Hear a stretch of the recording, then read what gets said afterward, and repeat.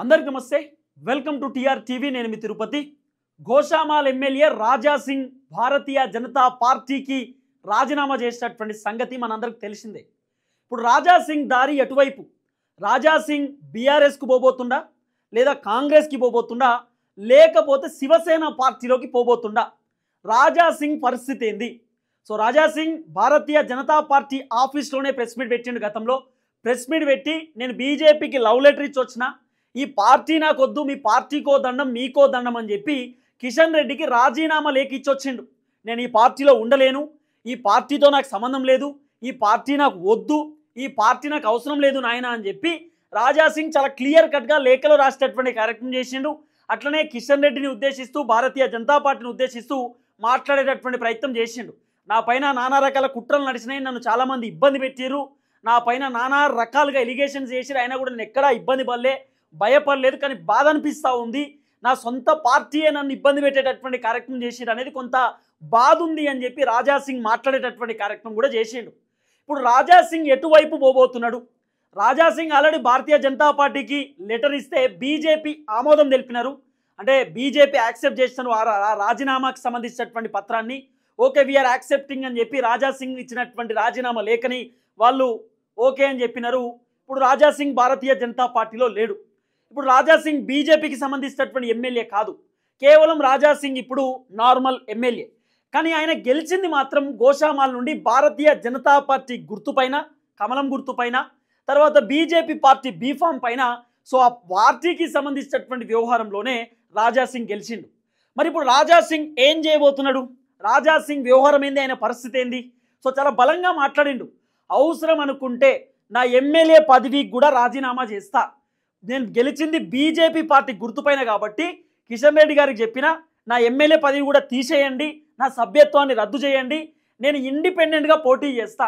లేకపోతే నా సొంతంగా నేను గెలుస్తా నాకు పార్టీతో సంబంధం లేదంటూ కూడా రాజా సింగ్ చాలా క్లియర్ కట్గా చెప్పేటటువంటి కార్యక్రమం చేసిండు కాబట్టి ఇప్పుడు రాజా సింగ్ ఎటువైపు పోబోతుంది అనేది పెద్ద క్వశ్చన్ మార్క్ చాలామంది బీజేపీ లీడర్లు కూడా చెప్పారు సో కట్టర్ హిందుత్వవాది అలాంటి వ్యక్తి ఉండాలి హిందువుల కోసం పోరాటం చేసేటటువంటి వ్యక్తి హిందువుల కోసం పరితపించేటటువంటి వ్యక్తి అలాంటి వ్యక్తిని మేము వదులుకోము అని చెప్పి బీజేపీకి సంబంధించినటువంటి ఇద్దరు ముగ్గురు ఎమ్మెల్యేలు ఇద్దరు ముగ్గురు ఎంపీలు కూడా మాట్లాడారు అరే చాలా మంచి వ్యక్తి మంచిగా ఉండేటటువంటి వ్యక్తి ఆయనని ఎట్లా వదులుకోం మా రాజా సింగ్ మాకు కావాలి అని చెప్పి కొంతమంది ఎమ్మెల్యేలు ఫైట్ చేసిరు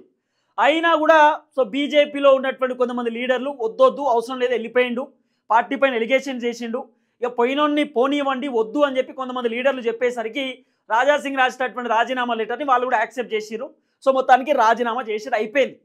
ఇప్పుడు రాజా సింగ్ బీఆర్ఎస్లోకి పోయేటటువంటి అవకాశం ఉంది అనేది ప్రధానంగా వినబడుతున్నటువంటి చర్చ రాజా సింగ్ రేవంత్ రెడ్డికి దగ్గర రాజా సింగ్ కేటీఆర్కు దగ్గర వీళ్ళందరికీ దగ్గరే ఎందుకంటే రాజా సింగ్ని అత్యంత ఎక్కువగా ఇష్టపడేటటువంటి వ్యక్తులు వీళ్ళు ఎందుకంటే రాజా సింగ్ 2018లో అయినా 23లో అయినా ఆయన జైలుకు పోయి వచ్చినా సరే ఆయన తన గుర్తింపుతో గెలిచినటువంటి వ్యక్తి అందరు లీడర్లు కొంతమంది పార్టీ గుర్తుపైన గెలుస్తారు లేకపోతే ఇంకా కొంతమంది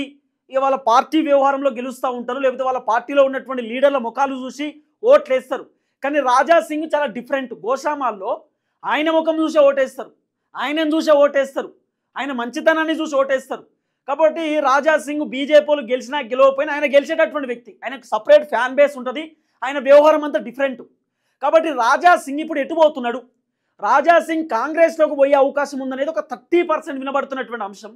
లేదు బీఆర్ఎస్ వైపు రాజా సింగ్ చూపులు ఉన్నాయి అనేది 70% వినబడుతున్నటువంటి అంశం ఎందుకంటే కాంగ్రెస్ హిందుత్వాన్ని తర్వాత రాజా సింగ్కి సంబంధించినటువంటి అంశాన్ని కాంగ్రెస్ యాక్సెప్ట్ చేయకపోవచ్చు ఎందుకంటే వాళ్ళ భావాజాలం వాళ్ళ వ్యవహారం అంతా కూడా చాలా డిఫరెంట్ కోణంలో ఉంటుంది గాంధీజీకి సంబంధించినటువంటి వ్యవహారంలో ఉంటుంది కాబట్టి సో వాళ్ళు యాక్సెప్ట్ చేయకపోవచ్చు సో రాజా సింగ్ ఒకవేళ వస్తే రాజా సింగ్ కూడా కాంగ్రెస్లో ఆయన నిలగకపోవచ్చు సో కాంగ్రెస్లో ఇమడకపోవచ్చు అనేది కొంత వినబడుతున్నటువంటి చర్చ కానీ బీఆర్ఎస్ తెలంగాణ తత్వం మీద ఉంటారు తెలంగాణకు సంబంధించినటువంటి వ్యవహారంలో ఉంటారు సో దేవుళ్లకు సంబంధించినటువంటి వ్యవహారంలో కూడా ఉంటారు కాబట్టి హిందుత్వానికి సంబంధించినటువంటి వ్యవహారంలో కూడా ఉంటారు కాబట్టి సో రాజా సింగ్ బీఆర్ఎస్లోకి పోతే బాగానే ఉండొచ్చు రాజా సింగ్ని సపోర్ట్ చేయవచ్చు బీఆర్ఎస్ అనేది కొంత వినబడుతున్నటువంటి చర్చ సో రాజా సింగ్కి బీఆర్ఎస్ నుండి కొంతమంది లీడర్లు కూడా కాల్ చేస్తూ ఉన్నారు మాట్లాడుతూ ఉన్నారు అనేది కూడా కొంత వినబడుతున్నటువంటి అంశం సో రాజా సింగ్ మరి ఎమ్మెల్యే పదవి అట్లనే పెట్టుకొని బీఆర్ఎస్లోకి పోతాడా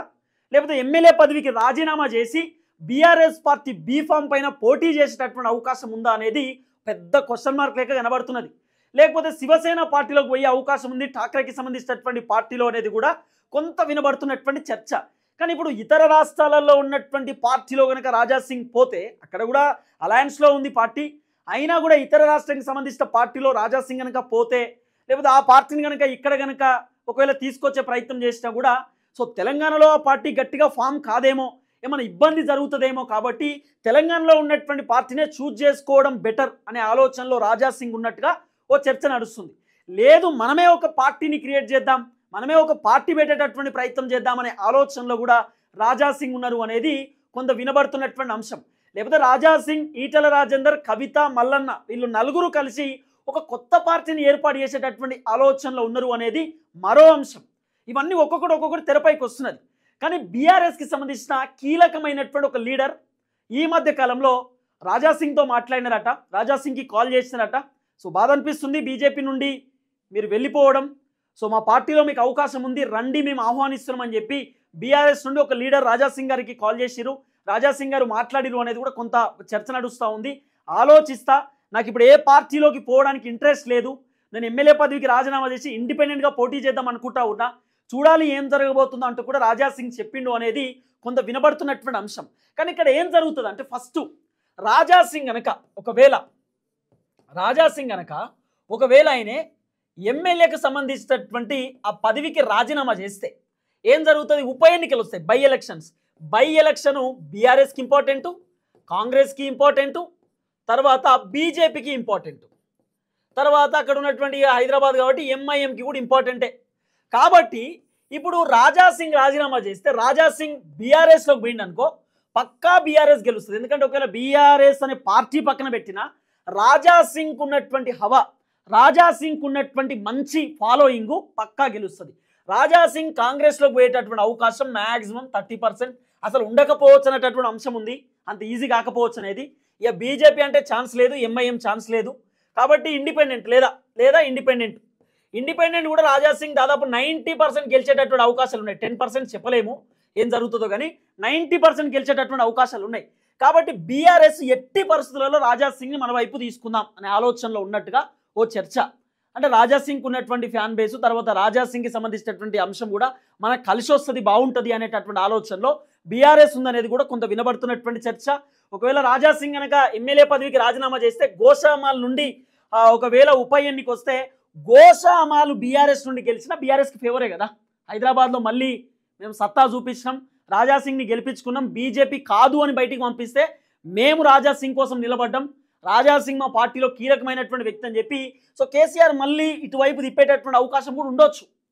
అంటే కేసీఆర్ పొలిటికల్ స్ట్రాటజీస్ మీకు తెలుసు కదా, ఆయన రాజకీయ వ్యూహాలు, ఆయనకు సంబంధించిన వ్యవహారం అంతా కూడా మనం చూసే ఉంటాం. కాబట్టి కేసీఆర్ ఏదన్నా క్రియేట్ చేసేటటువంటి అవకాశం ఉండొచ్చు. కాబట్టి రాజాసింగ్ మ్యాక్సిమం ఒక 70% బీఆర్ఎస్ వైపు ఉన్నడేమో అనేది కొంత వినబడుతున్నటువంటి అంశం. బీఆర్ఎస్ పార్టీకి సంబంధించిన లీడర్లు కూడా రాజాసింగ్తో మాట్లాడుతూ ఉన్నారట, ఆహ్వానించే ప్రయత్నం చేస్తూ ఉన్నారట, రండి అని చెప్పి అంటా ఉన్నారు అనేది కూడా కొంత వినబడుతున్నటువంటి అంశం. లేదా ఇండిపెండెంట్గా పోటీ చేసినా కూడా రాజాసింగ్ గెలిచే అవకాశం ఉంది. కానీ ఒకటే ఒక క్లియర్ కట్ అంశంతో రాజాసింగ్ ఉన్నాడు, ఎట్టి పరిస్థితులలో